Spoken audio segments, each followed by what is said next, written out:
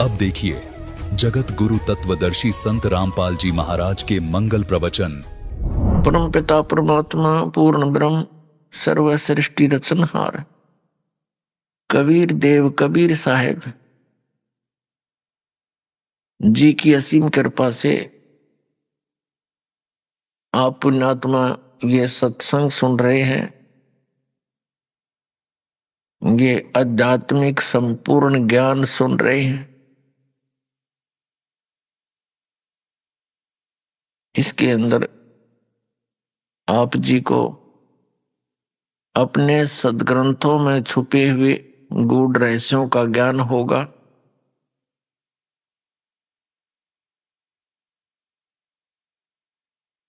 और सत्संग में आने से प्राणी को पता चलता है कि मनुष्य जीवन का क्या उद्देश्य है। सत्संग के अंदर बहुत ही पुण्यकर्मी प्राणी ही आया करते हैं। सत्संग में पता चलता है कि मानुष जन्म पाके जो नहीं रटे हरि नाम, और जैसे कुआ जल बिना बनवाया क्या काम। परमात्मा हमें याद दिलाते हैं, मनुष्य जीवन प्राप्त करके यदि प्राणी परमात्मा की भक्ति नहीं करता, उसका जीवन ऐसे व्यर्थ है जैसे जिस कूप में, जिस कुएं में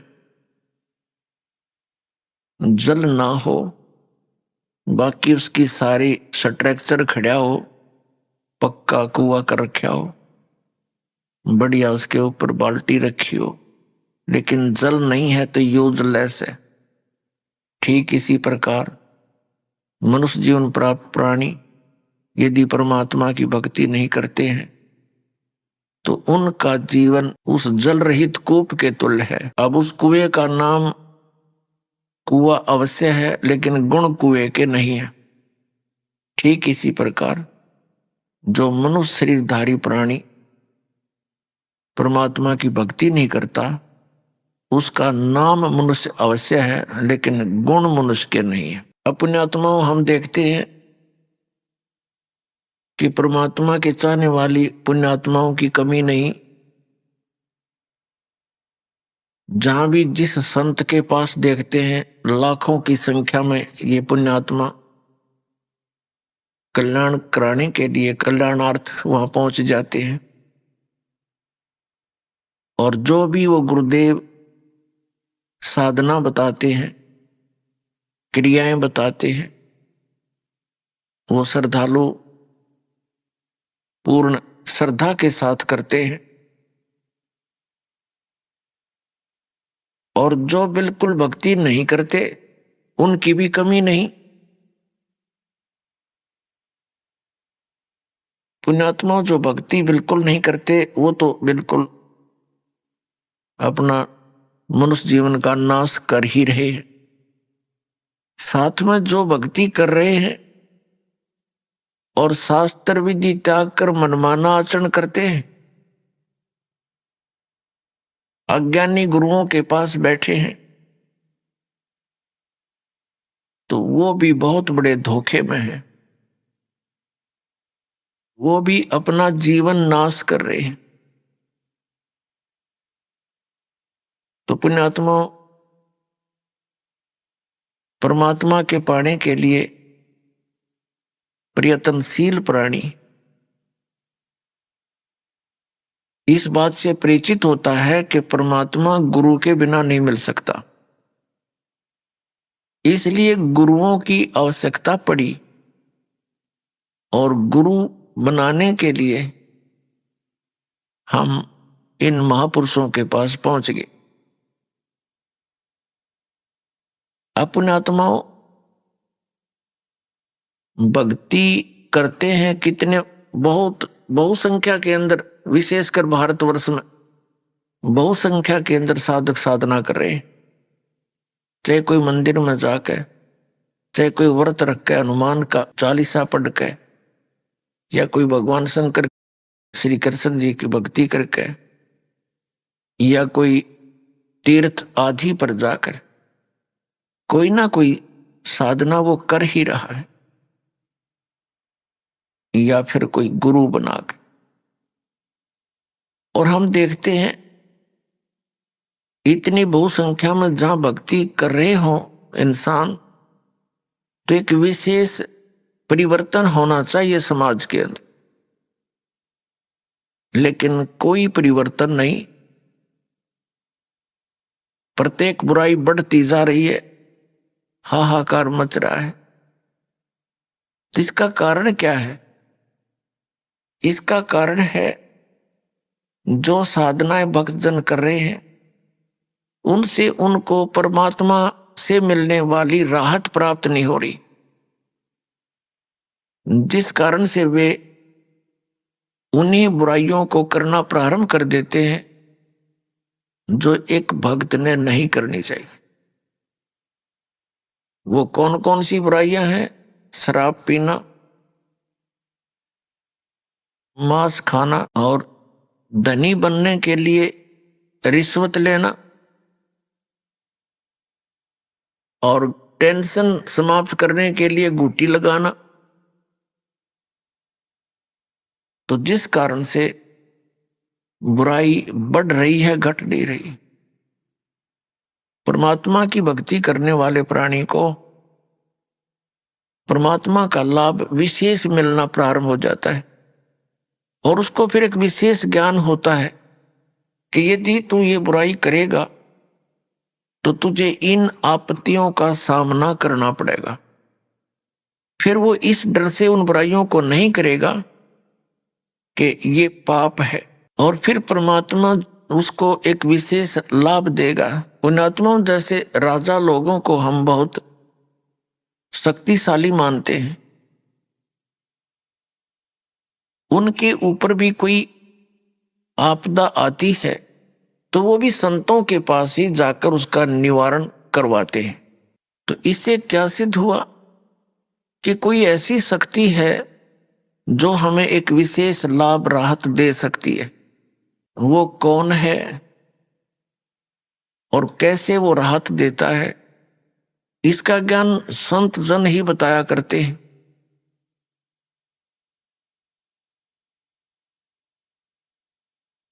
तो पुण्यात्माओं, आप जी को सत्संग प्राप्त नहीं हुआ, और जिसको आप सत्संग जानकर ग्रहण किए हुए हो वो कोरा ज्ञान है। क्योंकि जो हमारे सदग्रंथों में प्रमाण नहीं है तो वो शास्त्र विरुद्ध ज्ञान है, शास्त्र विरुद्ध साधना है, उसका कोई लाभ नहीं।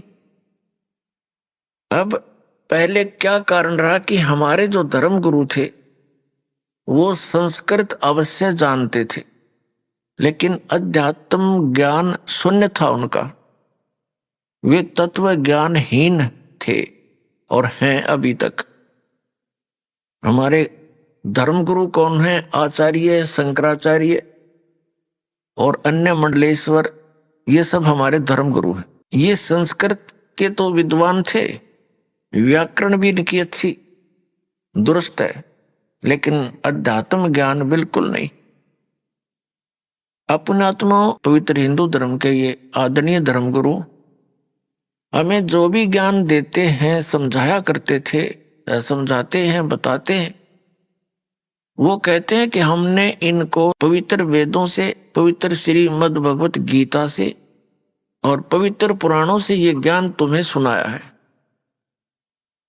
तो हम यही मान बैठे थे कि ये संस्कृत के विद्वान हैं, हमारे सभी सदग्रंथ संस्कृत में लिपिबद्ध है, और ये जो ज्ञान दे रहे हैं वो बिल्कुल सही और शास्त्रों वाला ही है।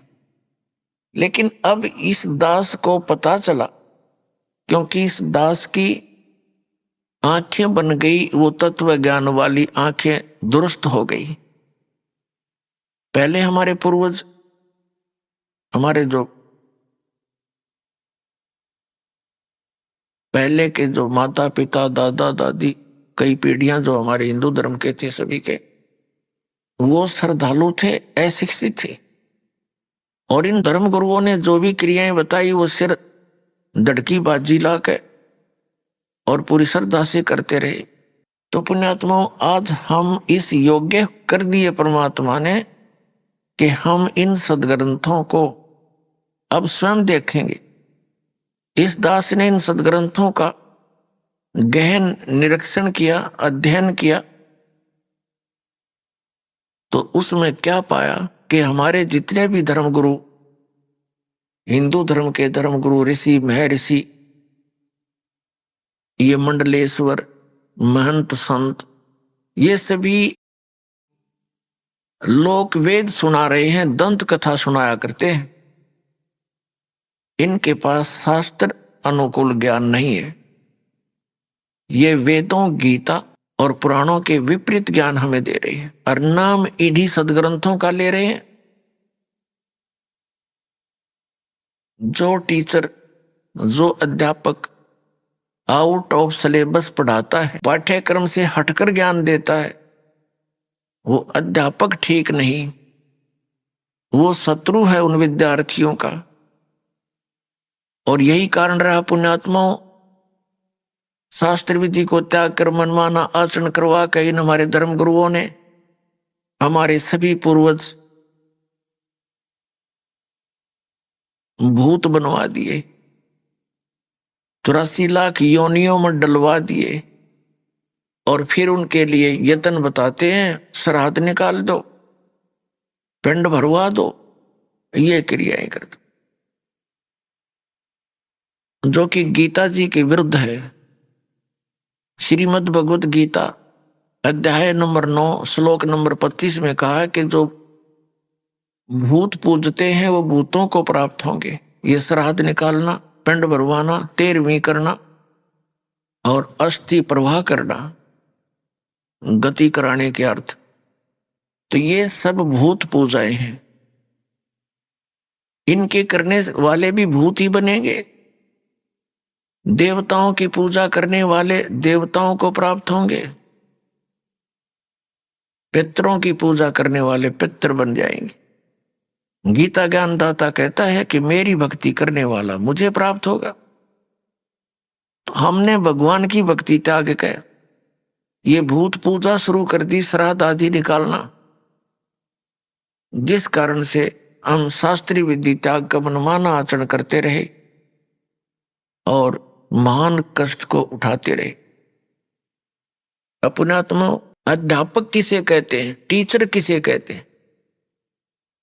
अध्यापक अपने जॉब का मास्टर होता है, उसको टीचर बोलते हैं, अध्यापक कहते हैं, मास्टर कहते हैं। जो जिन धर्म गुरुओं को समाज ने खुली छुट्टी दे दी कि तुम सदग्रंथ पढ़ो और हमें सुनाओ और हमें वो परमात्मा का ज्ञान जो सदग्रंथों में विद्यमान वो बताओ, उनको फ्री कर दिया, उनको दक्षिणा देनी शुरू कर दी कि अपना निर्वाह भी करते रहो दक्षिणा से और फ्री हो तुम, पढ़ो अच्छी तरह इन सदग्रंथों को और हमें बताओ। तो उन्होंने, हमारे धर्म गुरुओं ने सदग्रंथों को पढ़ा अवश्य और इनको कंठस्थ याद भी कर लिया संस्कृत भाषा में, लेकिन इनको वेदों, गीता और पुराणों का कख भी पता नहीं। इन आचार्यों को और इन शंकराचार्यों को, इनको अध्यात्म ज्ञान नहीं। इनको तो ज्ञान होगा कहां से? जिन भगवानों को ये पूजते हमारे आचार्य और धर्म शंकराचार्य, और हमें उन्हीं को पूजने की सलाह देते हैं कि ये भगवान है। कौन? श्री ब्रह्मा, श्री विष्णु, श्री शंकर भगवान आदि। और इनको ये परमात्मा बताते हैं, भगवान बताते हैं, ईश बताते हैं और इनकी पूजा स्वयं भी करते, हमें भी करने की सलाह देते हैं। तो इन भगवानों को अध्यात्म ज्ञान नहीं, श्री विष्णु को, श्री ब्रह्मा को, श्री शंकर को। तो हमारे धर्म गुरुओं को, शंकराचार्यों को, आचार्यों को ज्ञान कहां से होगा? अपनात्मा, इस कंसेप्ट को क्लियर करने के लिए कि इन भगवानों को भी ज्ञान नहीं, श्री विष्णु जी को, श्री ब्रह्मा, श्री शंकर जी को, और दुर्गा को भी कंप्लीट ज्ञान नहीं, श्री देवी जी को भी। और ब्रह्म, इस जिसको ये परम ब्रह्म बोलते हैं, ये है तो ब्रह्म सरपुरुष, इसको भी कंप्लीट ज्ञान नहीं।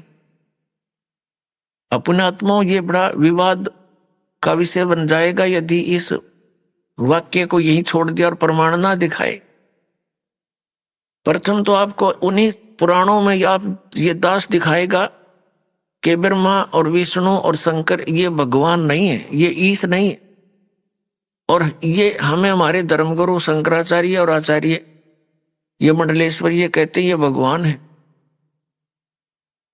तो इन्होंने हमारे साथ कितना धोखा किया है। प्रथम तो ये दिखाते हैं कि श्री विष्णु, श्री ब्रह्मा और श्री शंकर जी को, और सतयुग से लेकर आज तक के ब्राह्मणों को, ये शंकराचार्य और आचार्य सारे ब्राह्मण ही है।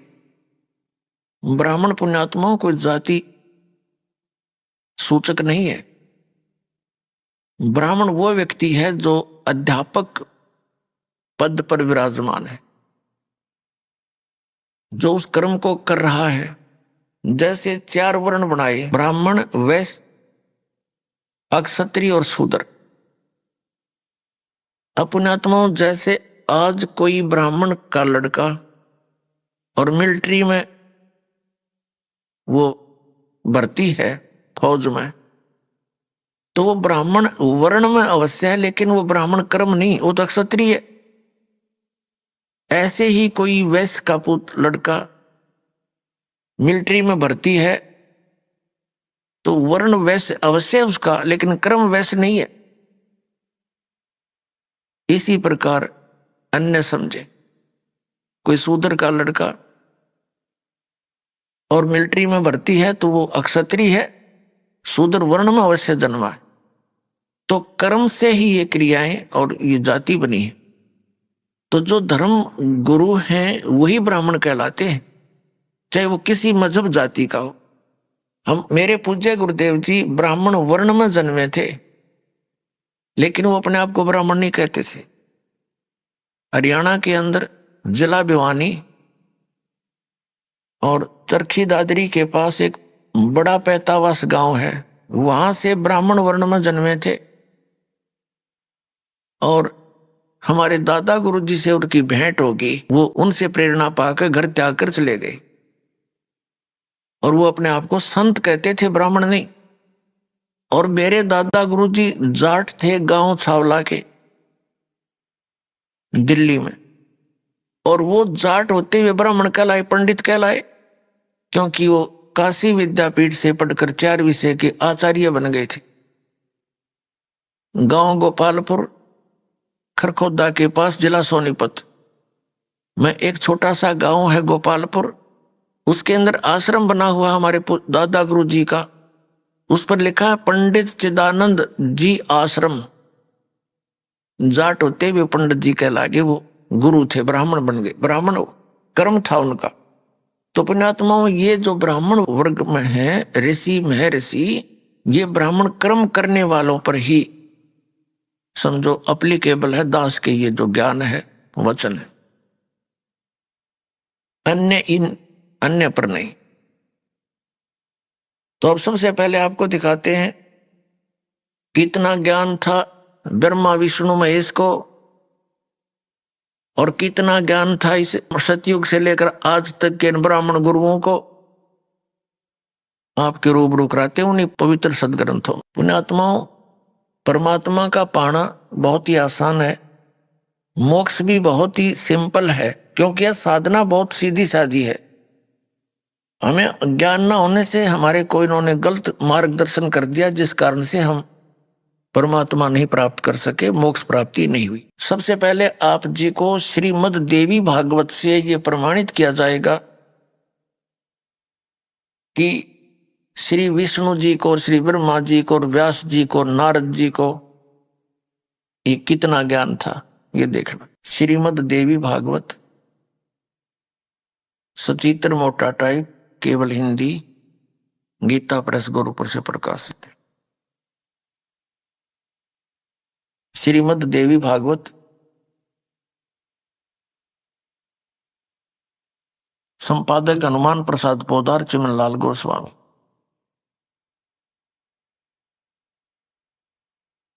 प्रकाशक एवं मुद्रक हैं गीता प्रेस गोरखपुर, गोविंद भवन कार्यालय कोलकाता का संस्थान। ये इनके फैक्स और फोन नंबर।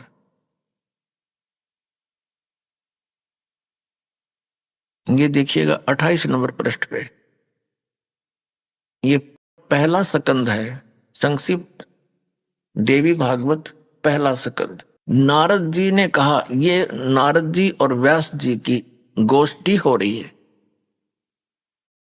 नारद जी ने कहा, व्यास जी तुम इस विषय में जो पूछ रहे हो ठीक यही प्रश्न मेरे पिताजी ने भगवान श्री हरि से किया था। देवा अधिदेव भगवान जगत के स्वामी हैं। लक्ष्मी जी उनकी सेवा में उपस्थित रहती हैं। दिव्य कौस्तुमणि उनकी शोभा बढ़ाती है। वे शंख चक्र गदा लिए रहते हैं, पीतांबर धारण करते हैं, 4 भुजाएं। वे चराचर जगत के आश्रयदाता हैं, जगत गुरु एवं देवताओं के भी देवता हैं। ऐसे जगत प्रभु भगवान श्री हरि महान तप कर रहे थे, उनकी समाधि लगी थी। यह देखकर मेरे पिता ब्रह्मा जी को बड़ा आश्चर्य हुआ। अतः उन्होंने उनसे जानने की इच्छा प्रकट की। ब्रह्मा जी ने पूछा, प्रभु आप देवताओं के अध्यक्ष, जगत के स्वामी और भूत भविष्य एवं वर्तमान सभी जीवों के एकमात्र शासक हैं। भगवान फिर आप क्यों तपस्या कर रहे हैं और किस देवता की आराधना में ध्यान मगन है? मुझे असीम आश्चर्य तो यह हो रहा है कि आप देवेश्वर एवं सारे संसार के शासक होते हुए भी समाधि लगाए बैठे हैं। ब्रह्मा जी के विनीत वचन सुनकर भगवान श्री हरि यानी विष्णु जी कहने लगे। अब हम 29 पृष्ठ पर आ गए। पहला स्कंद। श्री हरि ने उनसे कहने लगे, ब्रह्मन सावधान होकर सुनो। विष्णु जी बताने लगे ब्रह्मा जी को, मैं अपने मन का विचार व्यक्त करता हूं। देवता दानव मानव सब यही जानते हैं कि तुम सृष्टि करते हो, मैं पालन करता हूं और संकर संहार किया करते हैं। किंतु फिर भी वेद के पारगामी पुरुष अपनी युक्ति से यह सिद्ध करते हैं कि रचने पालने और संहार करने की यह योग्यता जो हमें मिली है, इसकी अधिष्ठात्री शक्ति देवी हैं। वे कहते हैं कि संसार की सृष्टि करने के लिए तुम में राजसी शक्ति का संचार हुआ है, मुझे सात्विक शक्ति मिली है और रुद्र में तामसी शक्ति का आविर्भाव हुआ है। उस शक्ति के अभाव में तुम इस संसार की सृष्टि नहीं कर सकते, मैं पालन करने में सफल नहीं हो सकता और रुद्र से संहार कार्य होना भी संभव नहीं। ब्रह्मा जी हम सभी उस शक्ति के सहारे यानी दुर्गा के सारे ही अपने कार्य में सदा सफल होते। सुवर्त प्रत्यक्ष और परोक्ष दोनों उदाहरण में तुम्हारे सामने रखता हूं, सुनो। यह निश्चित है कि उस शक्ति के अधीन होकर ही मैं इस शेष नाग की सैया पर सोता और सृष्टि करने का अवसर आते ही जाग जाता हूं। मैं सदा तप करने में लगा रहता हूं, उस शक्ति के शासन से कभी मुक्त नहीं रह सकता। मैं सदा तप करने में लगा रहता हूं, यह ध्यान रखना। उस शक्ति के शासन से कभी मुक्त नहीं रह सकता। कभी अवसर मिला तो लक्ष्मी के साथ सुखपूर्वक समय बिताने का सौभाग्य प्राप्त होता है। मैं कभी तो दानों के साथ राक्षसों के साथ युद्ध करता हूं। अखिल जगत को भय पहुंचाने वाले दैत्यों के विकराल शरीरों को शांत करना मेरा परम कर्तव्य हो जाता है। और यहां कमाल कर दिया विष्णु जी ने अपने अध्यात्म ज्ञान का। मुझे सब प्रकार से शक्ति यानी दुर्गा जी के अधीन होकर रहना पड़ता है। उन्हीं भगवती शक्ति का मैं निरंतर ध्यान किया करता हूं। ब्रह्मा जी, मेरी जानकारी में इन भगवती शक्ति से बढ़कर दूसरे कोई देवता नहीं। अब ये है श्री विष्णु जी के आध्यात्मिक ज्ञान का निष्कर्ष। श्री विष्णु जी कह रहे हैं कि मैं दुर्गा से, श्री दुर्गा जी से ऊपर किसी भगवान से परिचित नहीं हूं। मेरे अध्यात्म ज्ञान में ये सबसे बड़ी देवता भगवान है। अपना आत्मा आपने इसी लेख में पढ़ा। श्री नारद जी विचलित, श्री व्यास जी विचलित, ब्रह्मा जी के ज्ञान को इन्होंने बताया ही है कि ब्रह्मा जी विष्णु जी को जगत गुरु, देवेश्वर, सारे संसार के पालन करता, उत्पत्ति करता, सब कुछ बता रहे। और ये क्या निष्कर्ष दे रहे हैं विष्णु जी कि मैं तो दुर्गा के अधीन हूं और घोर तप करता हूं। ये तप करके क्या करते हैं, बैटरी चार्ज कर लेते हैं, फिर राक्षसों के साथ लड़ते हैं, फिर इनकी बैटरी डिस्चार्ज हो जाती है, सिद्धियों से लड़ते हैं और फिर ऐसे चार्ज करते हैं। अब विष्णु जी ने तो बता दिया कि दुर्गा से ऊपर मैं किसी को नहीं जानता, मैं दुर्गा की भक्ति करता हूं। और हमारे धर्म गुरुओं से जब कोई प्रश्न किया जाता था कि श्री ब्रह्मा, श्री विष्णु, श्री शिव जी ये किसकी भक्ति करते हैं, ये कहा करते थे, कुछ तो कहते थे कि अपने स्वरूप का ध्यान करते हैं। कोई कहता था कि शंकर भगवान श्री राम की पूजा करता है और श्री राम शंकर जी की पूजा करता है। और कोई कहता कि नहीं, ये किसकी पूजा करते हैं, ये तो स्वयं है। अब आपके समक्ष है कि श्री विष्णु जी दुर्गा जी की पूजा कर रहे हैं और इनको सुप्रीम पावर बता रहे हैं, सुप्रीम गॉड, सबसे बड़े भगवान, देवता। अब दुर्गा जी क्या बताती है, इसके भी दो वचन सुनते हैं। ये देखिएगा, 7वां स्कंद, संक्षिप्त देवी भागवत, 562 पृष्ठ पे। यहां देवी के द्वारा हिमालय को ज्ञानोपदेश, ब्रह्म स्वरूप का वर्णन। श्री देवी जी कहने लगी, पर्वतराज, अब मैं तुझे ब्रह्म के बारे में जानकारी, पहले तो इसने अपने बारे में बताया, लेकिन फिर कहती है नहीं, उस ब्रह्म का क्या स्वरूप है यह बतलाया जाता है, जो प्रकाश रूप, सबके अत्यंत समीप में स्थित, हृदय रूप गुहा में स्थित होने के कारण गुहाचर नाम से प्रसिद्ध और महान पद अर्थात परम प्राप्य है। वह समस्त प्रजा के ज्ञान से परे है, अर्थात किसी की बुद्धि में आने वाला नहीं है, यह तुम जानो। जो परम प्रकाश रूप है, जो सूक्ष्म से भी अत्यंत सूक्ष्म है, जिसमें संपूर्ण लोक और उन लोकों में निवास करने वाले प्राणी स्थित है, वही यह अक्षर ब्रह्म है। वही सबके प्राण है, वही सबकी वाणी है और वही सबका मन है। वह यह परम सत्य और अमृत अविनाशी। हम 563 पृष्ठ पा रहे हैं, 7वां स्कंद पढ़ रहे हैं। वह अमृत अविनाशी तत्व है, सौम्य। देवी जी कह रही है, उस वेदने योग्य लक्ष्य का तुम वेदन करो, मन लगाकर उसमें तन्मय हो जाओ। सौम्य उपनिषद में कथित महान अस्त्र रूप धनुष लेकर उस पर उपासना द्वारा तीक्ष्ण किया हुआ बाण संधान करो और फिर भावानुगत चित्त के द्वारा उस बाण को खींचकर उस अक्षर रूप ब्रह्म को लक्ष्य बनाकर वेदन करो। प्रणव माने ओम, धनुष है, जीवात्मा बाण है और ब्रह्म को उसका लक्ष्य कहा जाता है। अब इसमें क्या कहा है, श्री देवी जी कह रही है हिमालय राजा को कि आत्म मनुष्य को चाहिए ओम नाम का जाप करे और ब्रह्म पाने का उद्देश्य रखे।